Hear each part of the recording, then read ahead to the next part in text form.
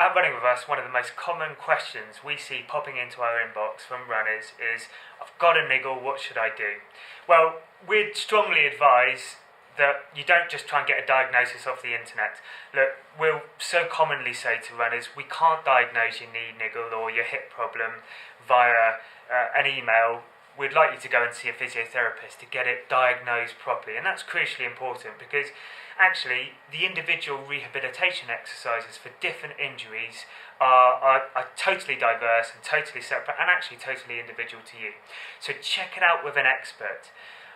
If you feel that actually you're able to go and run relatively pain-free or cross-train pain-free, and perhaps those pain levels are 1 or 2 out of 10 and it feels okay and it's not getting worse as you run, well, maybe actually it's a case of saying you might back off some of the intensity in your running training plan and be patient with your body to ensure that that kind of light area of niggle or pain doesn't translate into it becoming an injury, but actually you stick broadly on the frequency of training you normally would.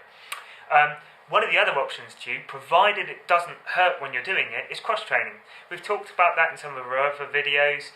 You might get on an elliptical, on a bike, perhaps aqua jogging in the pool, and provided you can do that pain-free, it's a great way to continue your running training and building up your cardiovascular fitness without the impact that running can have. Doing that for 3, 4, 5 days might be enough to allow you to just get over those small little tweaks or niggles that actually runners commonly do feel day in, day out in their training year.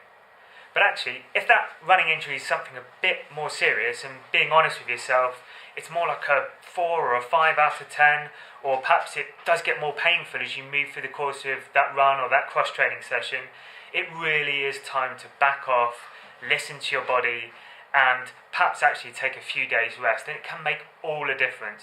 But we'd say as running coaches, please don't just trawl internet forums for a bit of generic advice.